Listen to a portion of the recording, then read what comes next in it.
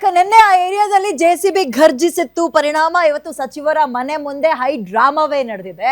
Clare minister ಮನೆ ಮುಂದೆ ಹೆಣ್ಣು ಮಕ್ಕಳು ಧಿಕ್ಕಾರ ಕೂಗಿದ್ದಾರೆ, ಶಾಪ ಹಾಕ್ತಾ ಇದ್ದಾರೆ, ಕಣ್ಣೀರ್ ಹಾಕ್ತಾ ಇದ್ದಾರೆ. ಕೋಗಿಲು ಬಂಡೆ ಬಳಿ ಮನೆಗಳನ್ನ ಶೆಡ್ಗಳನ್ನ ಧ್ವಂಸ ಮಾಡಿದಕ್ಕೆ ಹೆಣ್ಣು ಮಕ್ಕಳು ರೊಚ್ಚಿಗೆದ್ದು ಬಿಟ್ಟಿದ್ದಾರೆ.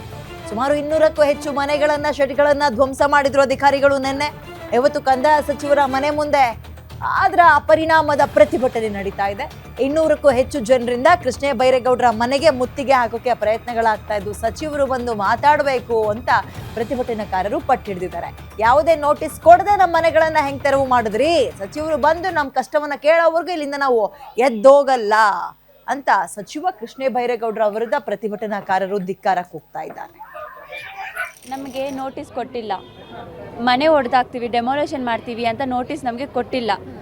ಆದರೆ ಹೇಳ್ತಿದ್ದಾರೆ ನಾವು ನೋಟಿಸ್ ಕೊಟ್ಟಿದ್ದೀವಿ ಅಂತ ಹೇಳ್ತಾರೆ. ನಮ್ಗೆ ಪಬ್ಲಿಕ್ ಬಂದಿಲ್ಲ, ಈ ಥರ ನಾವು ನೋಟಿಸ್ ಕೊಟ್ಟಿದ್ದೀವಿ ಅಂತ ಯಾರೂ ಹೇಳಿಲ್ಲ. ಆ ಥರ ಅವ್ರು ಹೇಳಿದ್ರು ನಾವು ಪ್ರಿಪೇರ್ಡ್ ಆಗಿ ಎಲ್ಲ ಪಾತ್ರೆ ಎಲ್ಲ ಎತ್ತಿ ಆಚೆ ಇಕ್ಕಿರ್ತೀವಿ. ನಮಗೆ ನಾಳೆ ಎಕ್ಸಾಮ್ಸ್ ಇದೆ, ನಮ್ಮ ಹಾಲ್ ಟಿಕೆಟು ಮತ್ತು ID ಕಾರ್ಡು, ಯೂನಿಫಾರ್ಮ್ ಎಲ್ಲ ಮನೇಲಿ ಬಿದ್ದಿದೆ, ಎಲ್ಲ ಹಾಕಿ ಹಂಗೆ ಹಾಕಿದ್ದಾರೆ. ಬೇರೆ ಸಿಲಿಂಡ್ರ್ ಮಾತ್ರ ಎತ್ತಿ ಆಚೆ ಇಕ್ಕಿ, ಸಿಲಿಂಡ್ರ್ ಮಾತ್ರ ಎತ್ತಿ ಆಚೆ ಇಕ್ಕಿ ಅಂತ ಹೇಳ್ತಿದ್ದಾರೆ. ಏನದು ಸಿಲಿಂಡ್ರ್ ಮಾತ್ರ ಎತ್ತಿ ಆಚೆ ಇಕ್ಕಿ ಅಂತ ಹೇಳೋದು?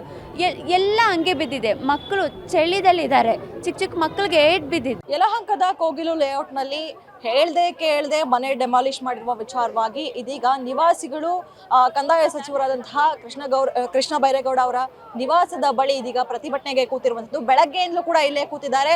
ಹಾಗಾದ್ರೆ ಅವರ ಬೇಡಿಕೆಗಳೇನು, ಅವ್ರಿಗೆ ಯಾವ್ಯಾವ ರೀತಿಯಾದಂತಹ ತೊಂದರೆ ಆಯಿತು, ಇದೀಗ ಸಚಿವರಾಗಿರ್ಬೋದು ಮತ್ತೊಬ್ಬರ ಶಾಸಕರಾಗಿರ್ಬೋದು ಯಾವ ರೀತಿಯಾದಂತಹ ಭರವಸೆಗಳನ್ನ ನೀಡ್ತಾ ಇದ್ದಾರೆ, ಅಥವಾ ಇಲ್ಲಿವರೆಗೂ ಕೂಡ ಇವರನ್ನ ಕ್ಯಾರೆ ಅಂದಿಲ್ವಾ, ಇದೆಲ್ಲದರ ಬಗ್ಗೆ ಮಾತಾಡೋದಕ್ಕೆ ಇದೀಗ ನಮ್ಮ ಜೊತೆ ನಿವಾಸಿಗಳಿದ್ದಾರೆ. ಬನ್ನಿ ಮಾತಾಡಿಸ್ತಾ ಹೋಗ್ತೀನಿ.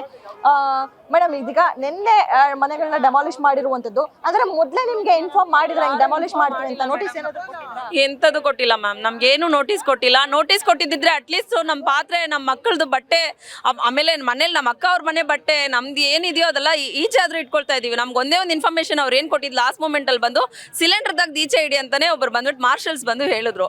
ಅಂದ್ರೆ ಈಗ ನೀವು ಎಷ್ಟು ವರ್ಷದಿಂದ ಅಲ್ಲಿ ವಾಸ ಮಾಡ್ತಾ ಇದ್ರಿ? 5 ವರ್ಷದಿಂದ ಮೇಡಮ್. ನಮ್ದು ಎಲ್ಲ ಡಾಕ್ಯುಮೆಂಟ್ಸ್ ಅದೇ ಅಡ್ರೆಸ್ ಅಲ್ಲಿ ಇದೆ. ಬೇಕಾದ್ರೆ ನಾನು ನಿಮ್ಗೆ ಎಲ್ಲಾ ಪ್ರೂಫ್ ತೋರಿಸ್ತೀನಿ, ನಮ್ ಬ್ಯಾಗ್ ಅಲ್ಲಿ ಇದೆ.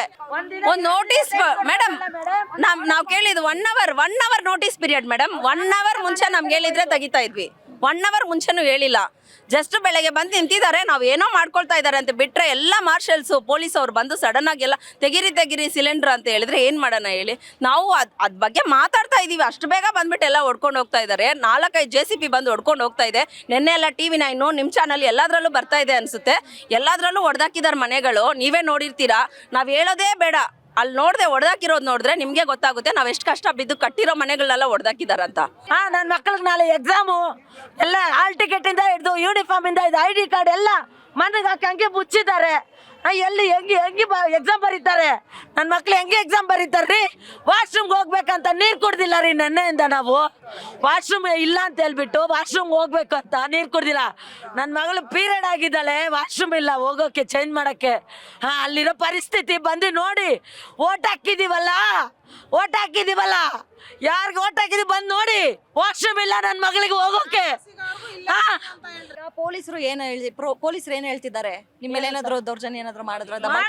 ಮೇಡಮ್, ನನ್ನ ಮಗಳು ವಿಡಿಯೋ ಇಟ್ಕೊಂಡಿದ್ದಾಳೆ ಅಲ್ಲಿ. ಆ ಹುಡುಗಿ ಅಲ್ಲಿ ನೋಡಿ, ಆ ಪಿಂಕ್ ಶರ್ಟ್ ಹಾಕೊಂಡಿದ್ದಾಳಲ್ಲ, ಆ ಹುಡುಗಿ ಅವ್ರ ತಮ್ಮನ ಅವ್ರ ತಂಗಿನ ಹೊಡೆದಿದ್ದಾರೆ. ನನ್ನ ಮಗಳು ವಿಡಿಯೋ ಇಟ್ಕೊಂಡಿದ್ದಾಳೆ ನೋಡ್ರಿ ಮೇಡಮ್. ನಾವು ಓಟ್ ಹಾಕಲ್ಲ, ನಮ್ಗೆ ನ್ಯಾಯ ಸಿಗೋವರೆಗೂ ಓಟ್ ಹಾಕಲ್ಲ. ನ್ಯಾಯ ಸಿಗ್ಬೇಕು. ನ್ಯಾಯ ನಮಗೆ ಮನೆಗಳು ಮಾಡ್ಕೊಡ್ಲಿ, ನಮ್ಗೆ ಇರೋಕೆ ಜಾಗ ಕೊಡ್ಲಿ, ಅವಾಗ ನಾವು ಓಟ್ಗಳು ಏನು ಬೇಕಂದ್ರೆ ಹಾಕ್ತೀವಿ ಅಷ್ಟೇ.